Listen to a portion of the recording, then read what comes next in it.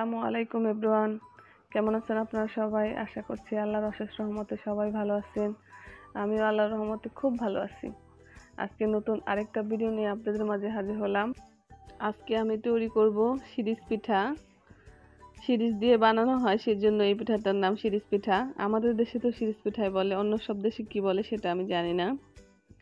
সেজন্য নিয়েছিলাম সেদ্ধ চাল। এই সেদ্ধ চাল 2 ঘন্টা ভিজিয়ে রেখে গুঁড়ো করে নিয়েছি। সুন্দর মতো চেলে নিয়েছি যাতে কোনো সুজি না থাকে।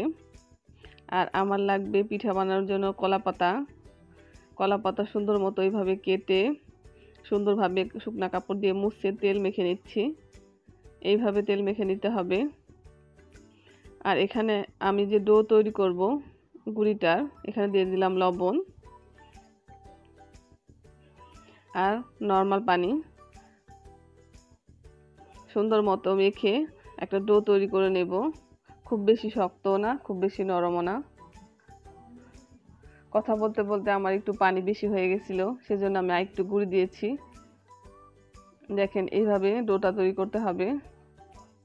হাত দিয়ে খুব ভালোভাবে মেখে নিতে হবে। আমার একটা ডো হয়ে গেছে। এখন আমি আরেকটা ডো তৈরি করব। এটা করেছি সাদা, আরেকটা করব হলুদ। সামান্য হলুদ দিয়ে দিলেই হয়ে যাবে হলুদ ডো। 2 কালারের পিঠা বানাবো, সেজন্য আমি 2 কালার নেব। আরেকটা ডো তৈরি করার জন্য সেম প্রসেসে একটু লবণ আর একটু হলুদ আর সামান্য পানি দিয়ে সুন্দর মতো মেখে নিব। সেম প্রসেস, শুধু হলুদটা একটু বেশি। হলুদটা দেওয়ার কারণে সুন্দর একটা কালার হবে, দেখলেই বুঝতে পারবেন।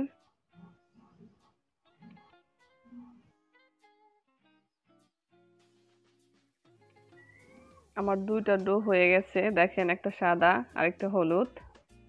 হলুদটা একটু বেশি কালারফুল লাগছে, তাই না?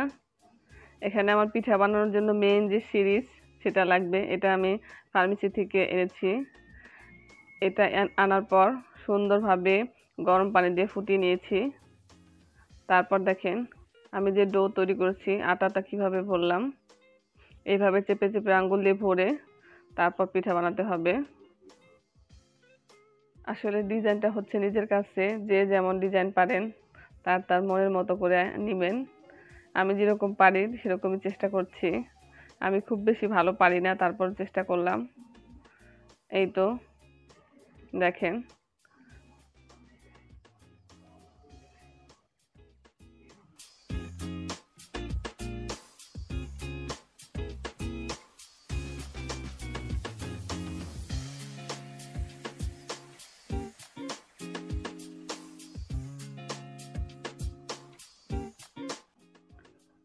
আমার পিঠা বানানোর সাহায্যকারীদের একটু দেখাই।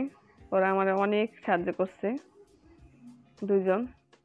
আমার মেয়ে আর মেয়ের বান্ধবী সোহানা কিন্তু অনেক ট্রাই করতেছে পিঠা বানানোর জন্য। 2 হাত দিয়ে চেপে চেপে অনেক চেষ্টা করতেছে, কিন্তু পারতেছে না।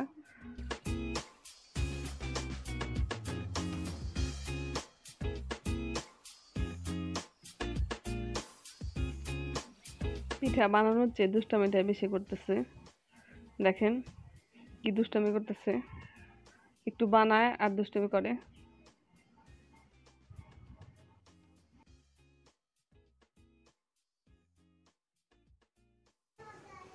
আলহামদুলিল্লাহ, আমার সবগুলো পিঠাই বানানো শেষ। তো এখন আমি এগুলাকে সিদ্ধ করতে যাব। এগুলা সিদ্ধ করতে হবে। গরম পানির উপরে আমি এরকম একটা রাইস কুকারের দিয়ে নিয়েছি। তারপরে পিঠাগুলো বসিয়ে দিলাম। তারপর একটা ঢাকনা দিয়ে ঢেকে দিব। আপনারা ইচ্ছে করলে একটা জালি বা কোনো কিছু বসিয়ে তার উপর পিঠাগুলো দিয়ে ঢাকনা দিয়ে ঢেকে দিতে পারেন। আমার কাছে এটা ছিল, আমি এটা দিয়ে দিয়েছি। ঠিক 2 মিনিট অথবা 3 মিনিট পর এরকম সিদ্ধ হয়ে যাবে। দেখেন, সিদ্ধ হলে বোঝা যাবে যে পিঠাটা চিকচিক করতেছে। এখন আমি আস্তে আস্তে সবগুলো নামিয়ে নিব। খুব বেশি সময় লাগেনি। আমার সব পিঠা বানানো শেষ। দেখেন, হলুদগুলা কিন্তু দেখতে খুবই সুন্দর হয়েছে, কালারফুল। সাদাগুলার চেয়ে হলুদগুলা একটু বেশি সুন্দর হয়েছে সিদ্ধ করার পর। এখন এগুলাকে আমি রোদে দিয়ে দিব। রোদে শুকাতে হবে। বেশি রোদ থাকলে 2 দিনে শুকিয়ে যাবে, আর কম রোদ থাকলে একটু সময় লাগবে।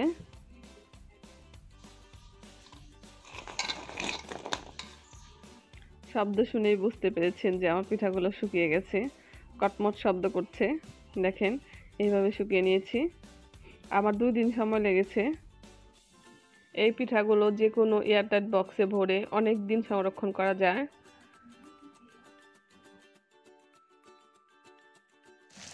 আপনাদের দেখানোর জন্য একটু ভেজে দেখাইলাম। দেখেন ভাজার পর কেমন হয়। এই পিঠা কিন্তু ভেজেও রাখা যায়, আবার শুকনাও রাখা যায়, যার যেমন ইচ্ছা। দেখেন ভাজার পর এইরকম হবে।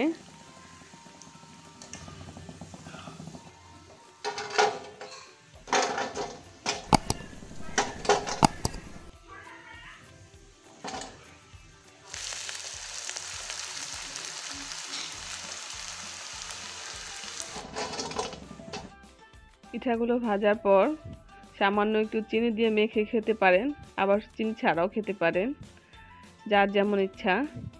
কিন্তু দেখতে কিন্তু অনেক সুন্দর হয়েছে, খেতে অনেক মুচমুচে হয়েছে, ক্রিপসি। তো কেমন হলো আজকের আমার এই ভিডিওটি? যদি ভালো লাগে অবশ্যই একটা লাইক দিবেন, কমেন্ট করবেন।